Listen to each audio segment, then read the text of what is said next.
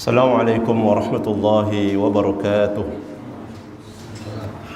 Bismillahirrahmanirrahim. Alhamdulillahilladzi hadana lil Islam wal iman. Asyhadu an la ilaha illallah wahdahu la syarika lah wa asyhadu anna Muhammadan abduhu wa rasuluh. Allahumma salli wa sallim wa barik ala abdihi wa rasulih nabiyina wa sayyidina wa maulana Muhammad wa ala alihi wa ashabihi ajma'in. Amma ba'd. Faqad qala Allah Ta'ala fi kitabihil karim. A'udzu billahi minasyaitonir rajim. Ya ayyuhalladzina amanu taqullaha haqqa tuqatih wa la tamutunna illa wa antum muslimun. Shadaqallahul azim. Wa qala nabiyyu sallallahu alaihi wasallam ittaqillaha haitsu ma kunta wa atbi'is sayyi'atal hasanata tamhuha wa khaliqin nasa bi khuluqin hasanin. Jamaah salat maghrib musalla Miftahul Jannah yang Allah Subhanahu wa taala senantiasa muliakan, dan mudah-mudahan senantiasa Allah limpahkan kepada kita semuanya taufiknya untuk selalu bisa melaksanakan ibadah dan amal soleh, serta memberikan kepada kita nikmat kesehatan dan nikmat kekuatan untuk bisa memanfaatkan kesehatan tersebut untuk selalu beribadah kepada Allah Subhanahu wa taala. Amin ya rabbal alamin. Jamaah Allah Subhanahu wa taala muliakan, pada kesempatan ini mari kita renungkan firman-firman Allah Subhanahu wa taala di dalam surah Al-Fatihah dan juga beberapa ayat dalam surah Al-Baqarah. Di dalam surah Al-Fatihah ada satu ayat yang menjadi permohonan utama atau yang menjadi doa yang paling utama, yang ayat tersebut menjadi rukun dalam solat kita, baik solat fardu maupun solat sunnah kita. Sehingga bagi yang memegang pendapat Al-Fatihah itu adalah wajib dibaca, dan jika tidak dibaca baik karena lupa maupun disengaja, maka solatnya tidak sah ataupun batal. Maka dia wajib membaca Al-Fatihah, di antaranya adalah ayat tersebut. Ayat yang mengandung doa permohonan utama bagi setiap muslim ketika melaksanakan solat fardu maupun sunnah berbunyi ihdinas siratal mustaqim, yaitu artinya adalah, ya Allah, tunjukilah kami jalan yang lurus, siratal ladzina an'amta alaihim ghairil maghdubi alaihim waladdallin, amin. Jalan orang-orang yang telah engkau beri nikmat atas mereka, bukan yang dimurkai atas mereka, dan bukan orang-orang yang sesat. Nah, inilah dua ayat, ya. Ayat 6 sampai dengan ayat 7. Ayat 6-nya kita memohon kepada Allah Subhanahu wa taala as-siratal mustaqim, jalan yang lurus. Apakah yang dimaksud dengan siratal mustaqim di sini? Maka ayat ini kemudian ditafsirkan dengan ayat berikutnya, ayat terakhir surah Al-Fatihah. Karena tafsir itu ada tafsir al-ayat bil ayat, menafsirkan Al-Qur'an dengan Al-Qur'an, itu yang paling utama. Sebagaimana ya Ibnu Katsir menyusun kitab tafsirnya dengan metodologi tafsir Al-Qur'an bil Qur'an, menafsirkan Al-Qur'an dengan Al-Qur'an. Ada juga menafsirkan Al-Qur'an dengan hadis.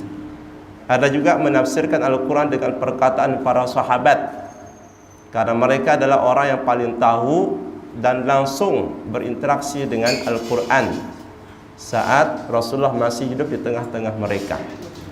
Ada juga menafsirkan Al-Qur'an dengan perkataan para tabi'in, yaitu merupakan murid-murid yang mengambil ilmu langsung dari para sahabat yang merupakan murid langsung Rasulullah SAW.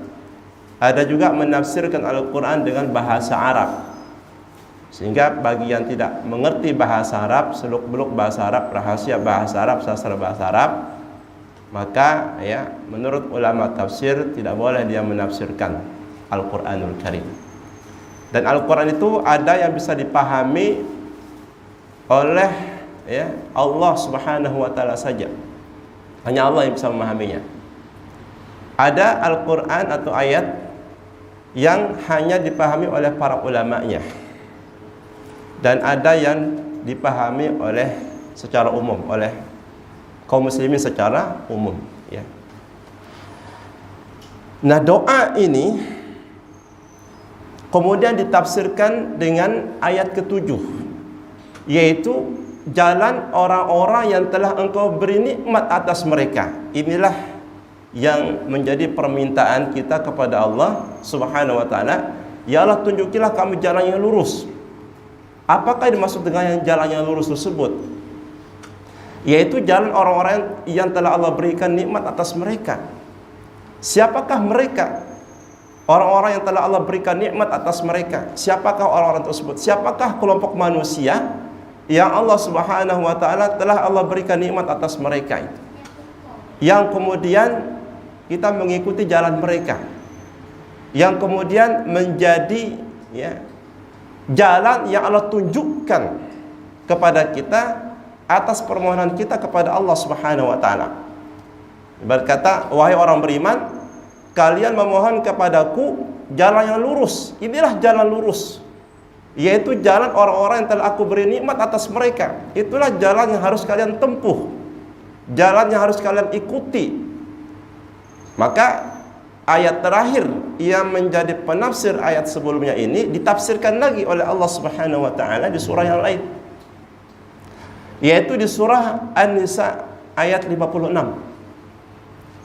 Apa kata Allah Subhanahu wa taala di ayat 56 surah An-Nisa ini? Wa may yuti'illaha war rasula fa ulaika ma'al ladzina an'ama Allahu 'alaihim minan nabiyyin was-siddiqin wasyuhada'i was-salihin wa hasuna ulaika rafiqa. Barang siapa yang taat kepada Allah dan Rasulnya, maka mereka adalah orang-orang yang akan bersama nanti dengan orang-orang yang Allah berikan nikmat atas mereka, yang terdiri dari para nabi, para siddiqin, para syuhada, dan orang-orang yang soleh. Dan mereka semua, para nabi, para siddiqin, para syuhada, orang-orang yang soleh, adalah hasuna rafiqa, sebaik-baik teman, sebaik-baik kelompok di mana orang beriman itu bergabung bersama mereka di hari kiamat nanti.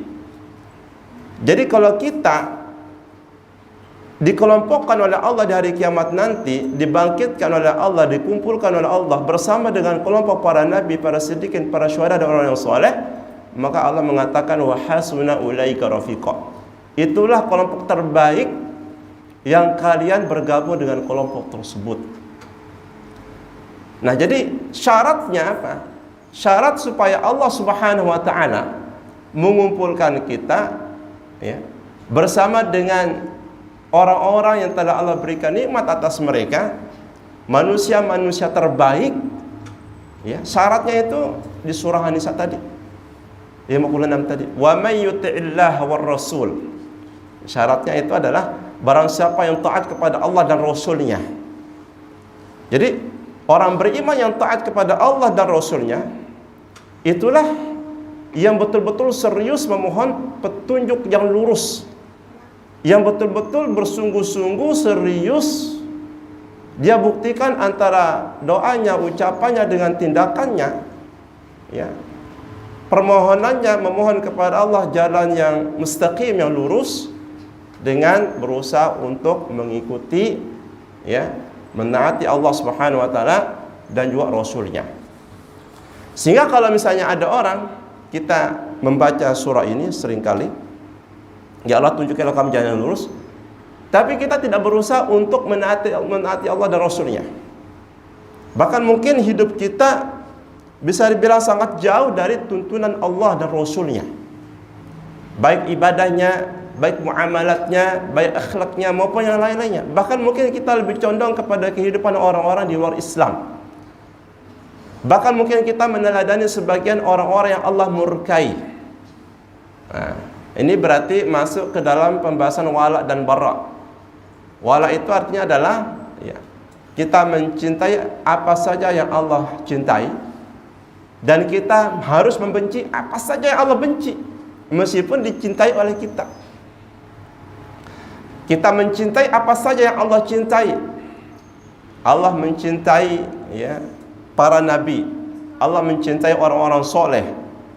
Allah mencintai ya orang-orang yang bertakwa dan lain sebagainya. Mungkin orang-orang tersebut menurut pandangan kita adalah orang-orang yang tidak beruntung, orang-orang yang miskin, orang-orang yang kondisinya, keadaannya mungkin tidak seberuntung kita. Tapi ketika Allah mencintai mereka karena jalan yang mereka tempuh adalah jalan yang Allah cintai, maka kita mau tidak mau juga harus mencintai mereka ya. Dan kita pun juga harus membenci apa saja yang Allah benci. Termasuk misalkan Allah benci misalkan orang kafir karena kekufuran mereka. Kita benci orang-orang kafir atas kekufuran mereka. Misalnya sebagian pemuda atau sebagian kaum muslimin ya, mereka ngefans ya, mengidolakan sebagian pemain sepak bola yang notabene-nya beragama bukan Islam, non muslim ya. Ngefans ataupun ngefans pada mereka ya, orang-orang kafir, maka para ulama mengatakan kita tidak boleh mengidolakan mereka. Kita tidak boleh ngefans pada mereka. Kenapa? Karena mengidolakan ini akan muncul dari hati. Dan ketika sudah bersikap mengidolakan, sikap ngefans kepada pemain sepak bola yang non muslim, itu lambat laun ya, lama kelamaan seiring berjalannya waktu itu akan muncul, akan tumbuh cinta, akan tumbuh mencintai. Akhirnya apa? Dia akan meninggalkan seorang muslim. Nah, ini adalah sudah masuk dalam perkara-perkara yang dilarang ya. Kita lihat bagaimana dalam sejarah Rasulullah SAW amat mencintai pamannya, ya kan? Amat mencintai pamannya. Kecintaan Rasulullah kepada pamannya diwujudkan dalam bentuk upaya beliau ya untuk menyampaikan kalimat syahadat supaya diikuti oleh pamannya. Luar biasa, Rasulullah kecintaan kepada pamannya luar biasa. Tapi ketika pamannya kemudian tidak mengikuti syahadat tersebut, tidak mengikrarkan kalimat syahadat yang ditawarkan, disampaikan oleh Nabi Sallallahu Alaihi Wasallam ketika menjelang wafatnya itu, maka Allah Subhanahu Wa Taala melarang beliau untuk memohonkan istighfar kepada paman beliau, ya, yang merupakan orang yang paling beliau cintai, orang yang sangat berjasa dalam hidup beliau, ya, punya nasab. Tapi begitulah Allah menetapkan sesuatu. Ketika Allah menetapkan kamu tidak boleh memohonkan ampun kepada orang-orang yang Allah Subhanahu Wa Taala benci, Allah murkai, orang-orang yang Allah haramkan untuk engkau mohonkan ampun untuk mereka, maka sikap kita sebagai orang mukmin, sami'na wa ata'na. Kita mendengar ya, dan kita mengikuti, kita mematuhi perintah Allah Subhanahu wa Ta'ala. Itulah yang dikhawatirkan sebagian ulama ketika seorang muslim mengidolakan ya, seorang pemain sepak bola atau seorang penyanyi atau seorang yang mempunyai pengaruh khususnya di kalangan milenial, dari kalangan orang-orang muslim, itu akan berakibat tumbuhnya rasa cinta kepada mereka dan akhirnya akan meninggalkan orang-orang Islam. Sehingga kita melihat bagaimana banyak orang muslim yang kemudian mereka lebih mengutamakan orang non muslim daripada pemimpin muslim. Kenapa? Karena mereka tidak meletakkan ya, bagaimana seharusnya kita itu mencintai apa-apa yang Allah cintai dan kita membenci apa saja yang Allah Subhanahu Wa Taala benci. Karena itu adalah panggilan keimanan, konsekuensi daripada keimanan. Maka kita bersyukur kepada Allah Subhanahu Wa Taala ketika Allah menetapkan kita sebagai seorang muslim, mentakdirkan kita menjadi seorang muslim, yang berarti kita ya mengikuti jalan hidupnya manusia-manusia terbaik, mengikuti jalan yang selama ini menjadi permohonan kita setiap sholat kita. Ya, kita bersyukur kepada Allah Subhanahu wa taala. Maka umat Rasulullah ini adalah umat yang terbaik. Umat yang terbaik. Kenapa dikatakan umat yang terbaik? Yang pertama, Allah Subhanahu wa taala mengatakan ya, di dalam surah Ali Imran ayat 104 dan juga ayat 110 di surah yang sama. Kuntum khairu ummatin ukhrijat lin-nas ta'muruna bil ma'ruf wa tanhauna 'anil munkar wa tu'minuna billah. Beriman kepada Allah Subhanahu wa taala. Kemudian juga kita dikatakan sebagai umat Rasulullah, sebagai umat yang terbaik. Kita bersyukur menjadi umat Rasulullah sallallahu alaihi wasallam. Karena ketika umat nabi-nabi sebelum beliau, mereka beriman kepada sebagian kitab, tapi mereka kufur, ingkar kepada sebagian kitab yang Allah turunkan. Mereka membeda-bedakan antara nabi dengan nabi yang lain, seperti sikapnya orang Yahudi. Nah, salah satu sikap orang Yahudi, sifat orang Yahudi, karakter orang Yahudi yang tidak boleh diikuti oleh umat Islam adalah ya, sikap membeda-bedakan antara satu kitab dengan kitab yang lain, antara satu nabi dengan nabi yang lain. Maka ketika mereka mengatakan wa qalu kunu hudan aw nasara tahtadu, orang-orang Yahudi berkata, kunu hudan aw nasara, wahai umat muslim, wahai umat Muhammad, jadilah kami orang-orang Yahudi, jadilah kamu orang Yahudi atau orang-orang Nasrani, tahtadu, pasti kamu mendapatkan petunjuk. Jadi kenapa orang-orang Yahudi tersebut di ayat itu menyuruh kita untuk mengikuti mereka, untuk menjadi orang Yahudi seperti mereka, atau untuk menjadi orang-orang Nasrani seperti orang-orang Nasrani? Karena kedengkian mereka kepada umat ini. Nah, ini juga salah satu karakter berikutnya yang tidak boleh diikuti oleh umat Rasulullah ini. Karakter orang Yahudi, kedengkian mereka atas nikmat yang Allah berikan kepada umat ini. Ya. Kita tahu dalam sejarah bahwasanya ya, Yahudi itu ataupun Bani Israel itu berasal dari keturunan Nabi Yakub. Nabi Ibrahim dari jalur anak putranya Ishak, kemudian menurunkan Yakub, dari Yakub terus ada ribuan nabi. Ya, ada ribuan nabi. Sebagian nabi yang disebutkan yang wajib kita imani disebutkan dalam Al-Qur'anul Karim. Nabi Yakub, Nabi Yusuf, Syuaib, ya, Musa, kemudian Nabi Isa, Nabi Yahya, Nabi Zakaria, dan Nabi Bani Israel. Itu adalah nabi-nabi yang diutus di kalangan Bani Israel. Sebagian mereka diangkat menjadi nabi. Ya, jadi keturunan Nabi Yakub, Bani Israel, artinya keturunan anak-anak Israel. Israelnya hamba Allah. Dalam bahasa Ibrani, Isra adalah hamba Allah dalam bahasa Ibrani. Dalam bahasa Arabnya Abdullah. Jadi ini adalah nikmat yang Allah berikan kepada mereka. Adapun dari jalur keturunan Nabi Ibrahim, putranya Ismail, itu baru ada nabi ribuan tahun kemudian, tepatnya Nabi Muhammad SAW.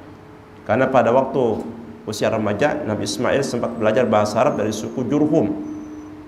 Dari suku Jurhum yang berasal dari negeri Yaman. Pada waktu sudah berusia remaja di lembah Bekah pada waktu itu belajar bahasa Arab. Maka ada kekosongan selama ribuan tahun. Di dalam kitab Taurat juga disebutkan akan diutuslah Nabi Muhammad SAW. Ya. Nah, tatkala diutus Nabi Muhammad SAW, mereka kemudian ya, merasa sangat kecewa. Harapan akan diutus dari kalangan mereka sendiri, justru ya Allah mengutus Nabi dari kalangan keturunan Nabi Ismail. Ya, ribuan tahun baru ada Nabi Muhammad SAW. Mereka sangat dengki, mereka sangat iri kepada umat Rasulullah SAW. Ini sebabnya mereka menyerukan agar umat Rasulullah SAW menjadi Yahudi atau menjadi Nasrani. Ya. Nah, kemudian juga ya, di dalam Al-Quranul Karim, sebagaimana disebutkan dalam surah Al-Ma'idah ayat 82, kita juga belajar daripada konflik yang terjadi hari ini, bahwa Yahudi itu manusia yang paling keras permusuhannya terhadap umat Islam. Ya. Kalau kita lihat, mereka tidak ada ampunnya ya Mereka melakukan kekejaman, pembantaian, ya, kezaliman yang sangat luar biasa. Ya mungkin manusia sekejam-kejamnya manusia tidak akan tega, ya, membabi buta, membantai habis semua usia, semua keadaan, enggak tua, enggak sehat, enggak orang yang lagi dievakuasi, lagi dirawat, lagi luka-luka berat, bom. Sekejam-kejamnya manusia dalam peperangan tidak ada yang seperti itu. Karena ada hukum dalam peperangan. Ketika perang yang boleh tapi ini enggak. Mereka justru menyasar, menargetkan masyarakat sipil. Bukan justru Hamas, ya kan, yang mengawali serangan kepada mereka.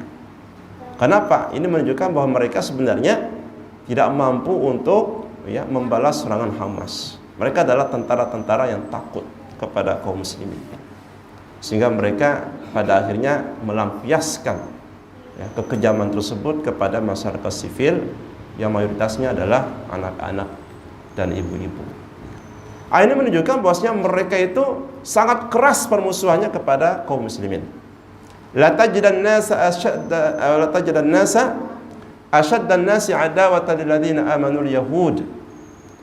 Kamu pasti akan mendapati manusia yang paling keras memusuhi kalian, yaitu orang-orang Yahudi. Jadi Yahudi ini kalau kita melihat sekarang, mereka adalah orang-orang yang paling keras. Bahkan mereka bangga berhasil membunuh anak-anak. Jadi kebanggaannya mereka apa? Kata mereka, kami bangga kalau kami berhasil membantai anak-anak. Bayangkan.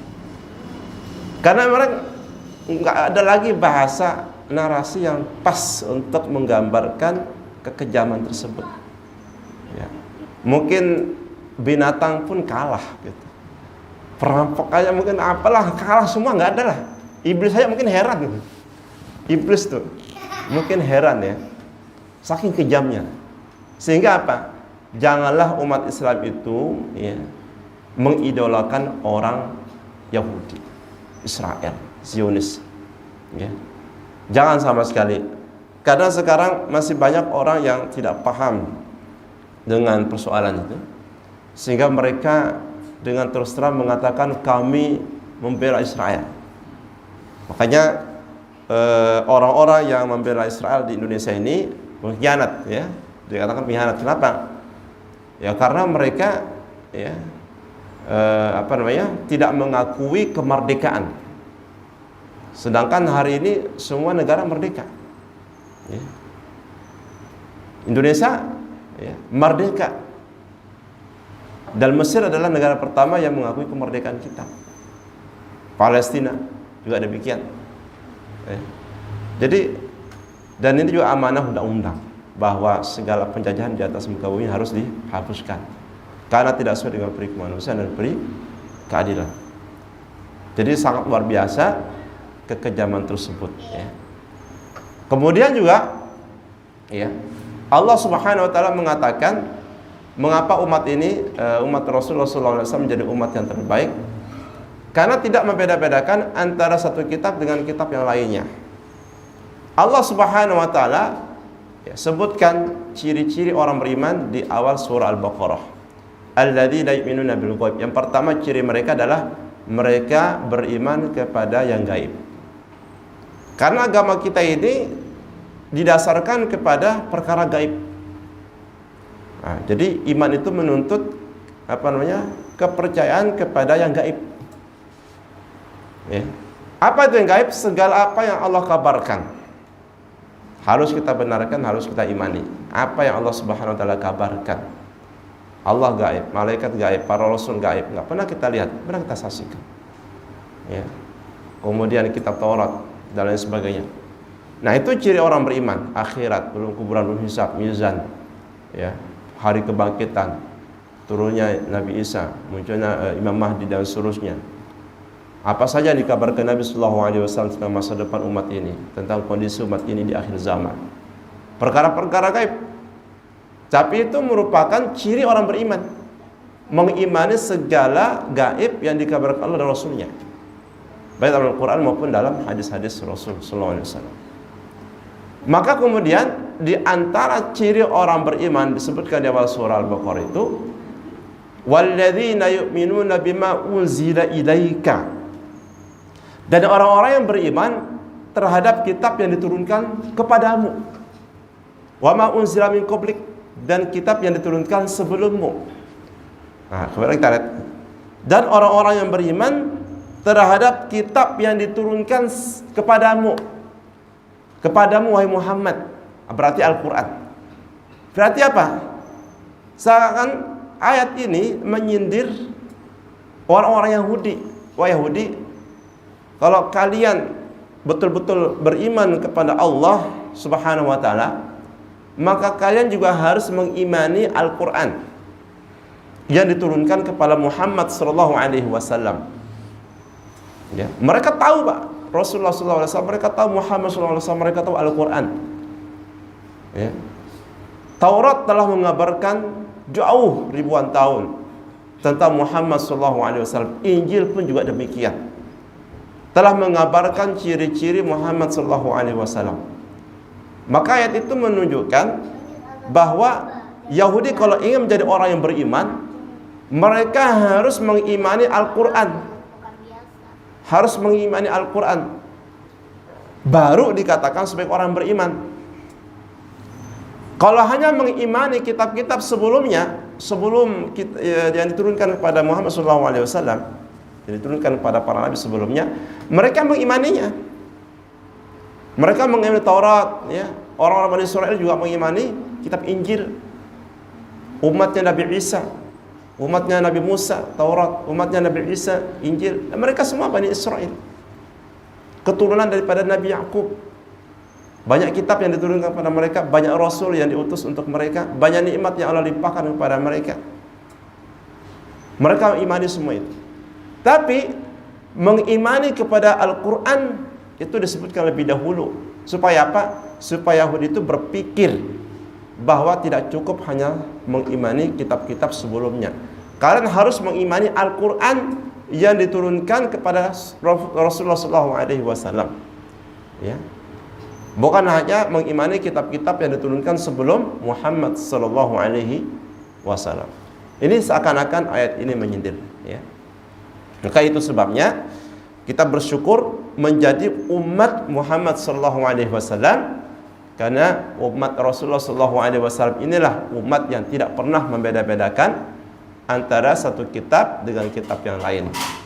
Ya, sebagaimana juga tidak membeda-bedakan antara satu nabi dengan nabi yang lain.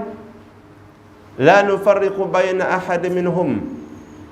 Kami tidak membeda-bedakan satu pun di antara mereka. Jadi nabi apa saja, nabi mana saja diimani oleh umat Muhammad SAW.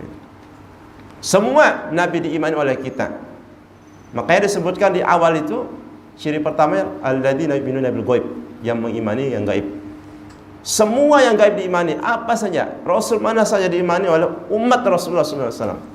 Jadi hanya umat Muhammad SAW inilah yang, ya, mau mengikuti, mau sami'na, ya, mau mendengar, mau percaya, mengimani semua apa yang Allah firmankan.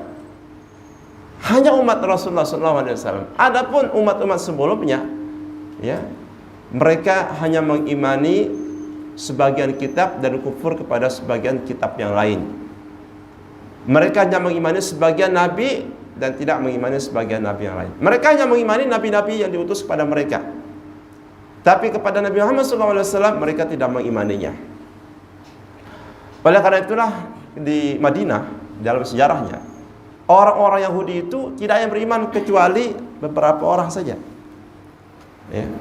Seperti Abdullah bin Salam, ya, orang Yahudi.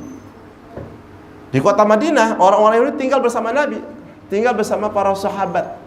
Kota Madinah ada 3 suku Yahudi besar tinggal di dalam kota Madinah. Ada Yahudi Bani Quraidah, ada Yahudi Bani Qainuqa, ada Yahudi Bani Nadir. Jadi inilah 3 suku Yahudi besar tinggal dalam kota Madinah bersama Nabi dan para sahabat. Pertanyaannya, mengapa Rasulullah membiarkan mereka? Rahmatan lil alamin, jawabannya. Bukankah Yahudi itu keras kepala? Ya. Tetapi bukan berarti umat ini meninggalkan usaha dakwah. Ya. Jadi harus berikhtiar dulu Jangan kemudian tidak melaksanakan sebelum berikhtiar. Itulah yang diharapkan Nabi sallallahu alaihi wasallam. Tapi kemudian pada akhirnya Yahudi-Yahudi itu diusir oleh Nabi sallallahu alaihi wasallam. Kenapa diusir? Karena pelanggaran mereka. Ya.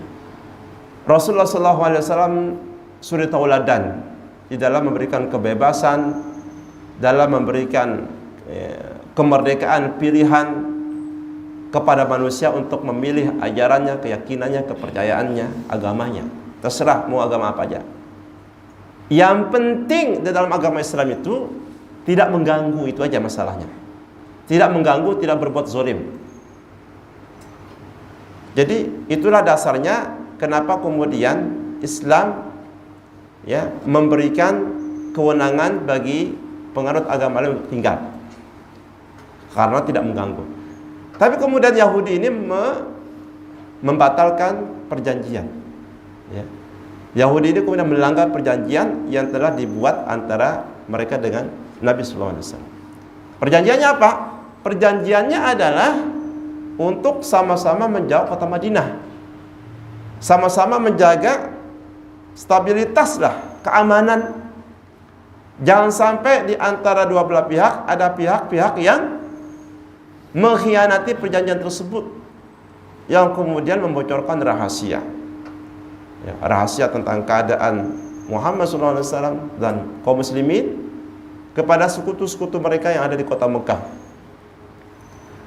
Jadi mereka lah membocorkan rahasia tersebut, sehingga apa? Ya, sehingga itu akan memperlemah kekuatan kaum muslimin yang ada di kota Madinah. Makanya dalam perang Khandaq, ya, Faris, dalam perang Farid, perang Khandaq atau perang Ahzab, ya, itu kan perang yang paling sulit, perang yang paling sulit. Makanya ada Al-Quran nama surahnya surah Al-Ahzab. Ya.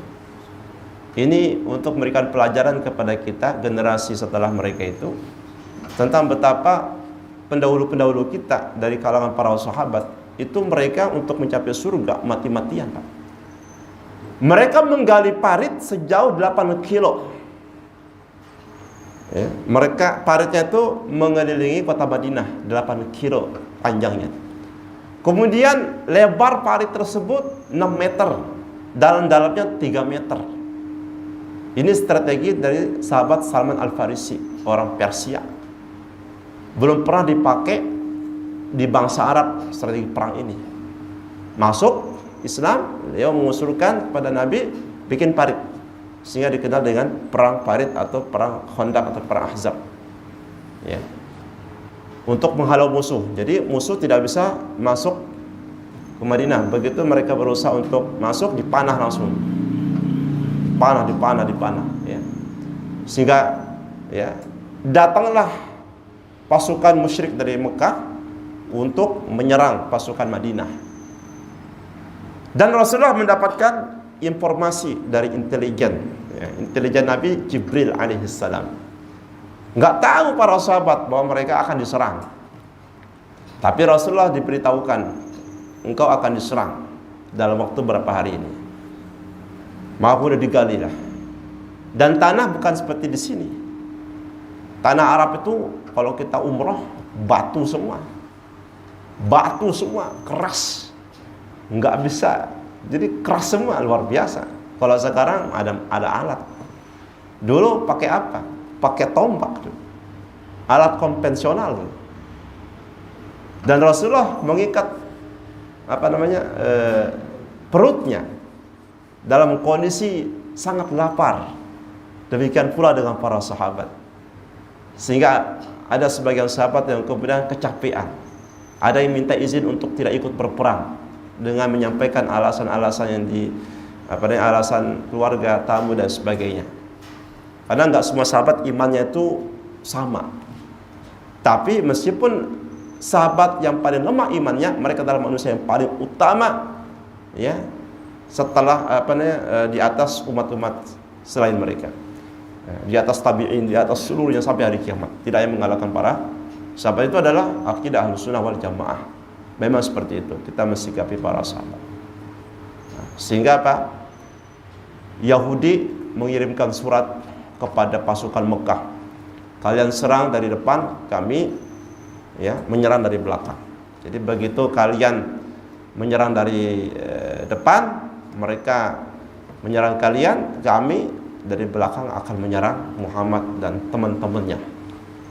Nah, itulah yang pengkhianatan. Memang Yahudi itu orang yang berkhianat, licik. Dikenal sebagai manusia yang paling licik, paling berkhianat. Jadi kita mesti banyak belajar dari sejarah bagaimana kelicikan, pengkhianatan, kekufuran, keingkaran orang-orang Yahudi sejak ribuan tahun. Jadi supaya tidak heran, kenapa ya Yahudi seperti ini? Kalau kita mempelajari sejarah, memang sudah seperti itu.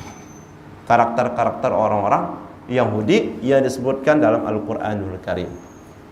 Nah, akan tetapi apa saja yang dilakukan oleh orang-orang Yahudi saat sekarang ini terhadap kaum muslimin di Gaza, Palestina, itu pada akhirnya Al-Quran telah membocorkan rahasianya kepada umat Islam.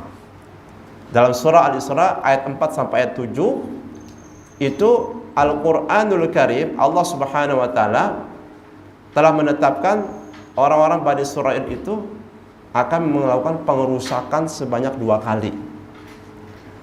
Pengerusakan yang pertama sudah mereka lakukan.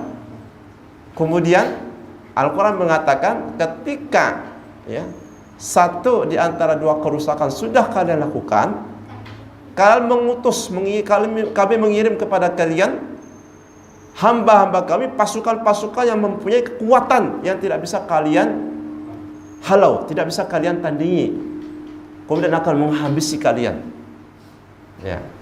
Satu lagi nih, pengurusakan yang terakhir sekarang ini. Inilah akhir zaman atau episode terakhir di mana Yahudi berkuasa atas kaum muslimin. Mereka melakukan pengurusakan di Baitul Maqdis, Di Baitul Maqdis mereka menguasai Aqsa sekarang. Karena mereka memang punya ambisi itu. Ambisi mereka cuma satu. Menguasai Aqsa, menguasai Baitul Maqdis. Itu aja. Mereka tidak pernah menyebarkan agama. Enggak ada orang Yahudi ceritanya nyebarin agama Yahudi, enggak ada. Bahkan tidak boleh masuk Yahudi selain mereka.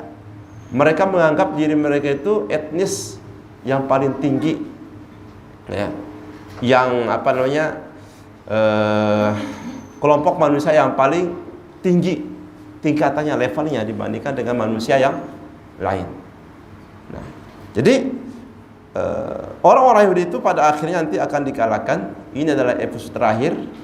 Mereka berkuasa dan kekuasaan itu mereka gunakan untuk melakukan pengerusakan, menguasai Aqsa, menguasai Baitul Maqdis, dan juga melakukan pembantaian terhadap kaum muslimin. Nanti Allah Subhanahu wa taala akan mengirim pasukan uli ba'sin syadidin yang punya kekuatan dahsyat. Pasukan siapa? Pasukan Imam Mahdi. Inilah pasukan Imam Mahdi yang dinanti-nanti oleh umat Islam, yang dikabarkan Nabi sallallahu alaihi wasallam 1400 tahun yang lalu. Namanya sama dengan nama beliau, Muhammad bin Abdullah. Nama ayahnya sama dengan nama ayahnya. Insya Allah kaum muslimin mendapatkan gembira, akan dihancurkan Yahudi itu oleh pasukan yang dipimpin oleh Imam Mahdi. Jadi ketika Yahudi semuanya akan berkumpul dari seluruh dunia, mereka berkumpul di Yerusalem atau mereka berkumpul di Palestina, pada saat itulah Imam Mahdi akan muncul dengan pasukan-pasukannya sebagaimana yang dijanjikan oleh Allah Subhanahu wa taala dan Rasulnya Muhammad sallallahu alaihi wasallam. Sehingga saking kemenangan itu sudah begitu dekat, kehancuran Yahudi juga sudah begitu dekat, maka seluruh pohon dan batu itu berbicara, memberitahukan kepada setiap muslim yang sedang memerangi seluruh kelompok Yahudi bahwa Yahudi ada di belakang mereka. Pohon dan batu, wahai Yahudi di belakangku, wahai muslim di belakangku ada Yahudi, maka bunuhlah. Maka semua Yahudi akan dibunuh, tidak ada tempat untuk persembunyian bagi mereka kecuali satu pohon yang disebutkan pohon Gorkot dalam riwayat Muslim. Nah, dalam riwayat Muslim disebutkan pohon tersebut adalah pohon gorkot, karena itu adalah pohonnya orang-orang Yahudi. Ini hadis diriwayatkan oleh Muslim, Imam Ahmad juga ya. Jadi ini hanyalah proses terakhir ataupun bagian daripada proses untuk ya mencapai atau untuk meraih kemenangan kaum muslimin atas orang-orang Yahudi di akhir zaman. Ya, jadi tanda-tanda akhir zaman, tanda-tanda besarnya akhir zaman itu adalah kemunculan Imam Mahdi bersama dengan pasukan-pasukannya, kemudian turunnya Nabi Isa, ya, kemudian akan dibantainya seluruh babi, ya, kemudian salib akan dipatahkan, ya, kemudian Imam Mahdi akan memimpin sholat, ya, kaum muslimin akan sholat di sana bersama Imam Mahdi sebagai imamnya. Kemudian juga Dajjal akan dibunuh oleh Nabi Isa. Jadi Imam Mahdi bertugas untuk menghabisi Yahudi dengan pasukan-pasukan beliau. Nabi Isa diturun dari langit, ya, untuk menjadi pengikut Rasulullah SAW, dan juga tugasnya untuk membunuh Dajjal. Ya. Itulah tanda-tanda terbesar daripada kiamat. Sekarang kita menyaksikan tanda-tanda kecil, sebagian tanda-tanda besar. Di antara tanda besarnya adalah kaum muslimin dalam kondisi tercabik-cabik. Di mana-mana sekarang kaum muslimin tercabik-cabik persis seperti yang dikabarkan Nabi dalam hadisnya. Kata Rasulullah SAW, nanti akan tiba masa di akhir zaman, kalian itu seperti hidangan yang direbutkan oleh orang-orang yang lapar dari berbagai penjuru. Ya. Kemudian dalam riwayat lain, apakah saat itu jumlah kami sedikit? Para sahabat bertanya. Kata Rasulullah, bal antum katsir. Bahkan kalian saat itu jumlahnya banyak, mayoritas. Walakinakum gusaun ka gusa'il sail. Akan tapi kekuatan kalian itu seperti buih di lautan. Umat Islam itu banyak, mayoritas seperti banyaknya buih di lautan. Kalau kita lihat di lautan itu buih putih luar biasa banyak. Tapi kekuatannya, lihatlah, kalau ombak datang menghampas, selesai semua buih itu hilang. Umat Islam sekarang di mana-mana dibantu, ya, di Myanmar, di mana-mana habis oleh yang lain-lainnya. Kenapa demikian? Ya, ini adalah sebagian daripada kabar Nabi Sallallahu Alaihi Wasallam tentang akhir zaman, tentang tanda-tanda kiamat besar. Ya, dan tentunya ada penyebabnya. Jadi di samping kita mengimani kabar-kabar tentang kondisi umat di akhir zaman, tentu kita mencari introspeksi, memuhasabah kenapa bisa terjadi kepada umat Islam.